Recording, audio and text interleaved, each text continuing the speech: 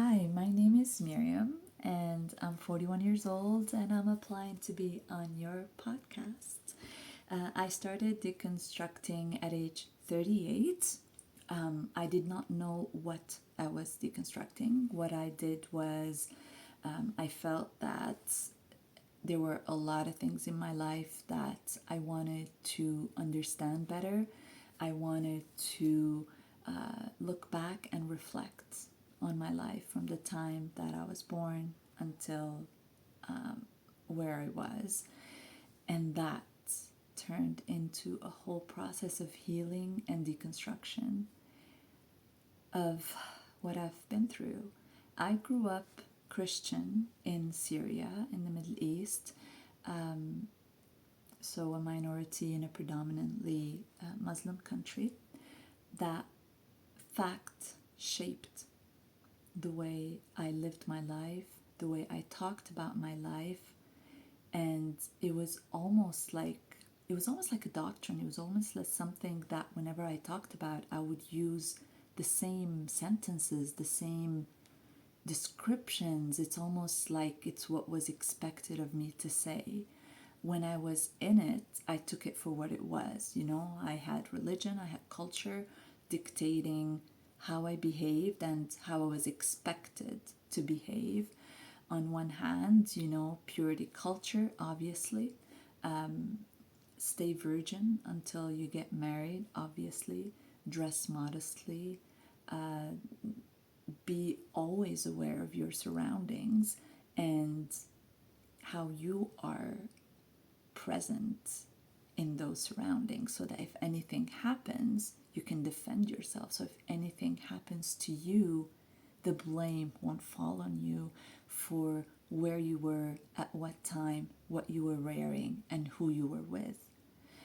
So that's sort of how I grew up, feeling that not only I needed to, on the surface, look like I belonged, keep my family name untarnished, and represent the whole Christian society as a whole, which meant that even though I did feel different, I had to be different in a way that was invisible, in a way that didn't bring shame to me, but in a way that caused a lot of traumas, in a way that made me put myself in reckless, careless situations that could have ended really badly, on so many levels. When it came to my safety, when it came to my physical safety and my reputational safety. I did everything that I did with that one thought of, you know what, the most important thing is stay a virgin, because I did not want to marry an Arab guy. I wanted to leave. But just in case I did end up marrying an Arab guy, just in case I did end up not being able to leave, I needed to be a virgin. So that was pretty much and what that meant. What does it mean to, was I really a virgin? If I was kissing, if I was doing this or that, was I really a virgin? How was I able to hide it? How was I able to present it in a way that made me continue to be accepted within the society, within my family, and within the group of friends that I had, etc. There was always that question of, why did you want to leave? What is it that you want to do outside of Syria that you could not do in Syria? Why couldn't you be like everyone else? I had to leave eventually at age 27 when the war started in Syria. And even though I left and I lived for 3 years in Istanbul, God, that's where what I thought was going to be the beginning of the life that I thought I would have ended up being the most traumatic 3 years of my life. I was not prepared. I was taught about don't have sex, don't get pregnant, but I was not taught about consent.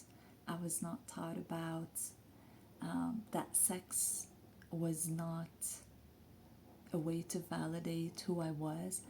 I was not taught about STDs. And I dove into trauma. I had trauma inflicted on me. I mean, I described a lot of it in the application. There are so many layers to what I lived. There are so many layers that to what I experienced and the healing that I'm going through, and where the blame goes, and assigning the blame while at the same time still feeling that responsibility to protect, that responsibility to not stand out. Well, I stand out, and I'm done.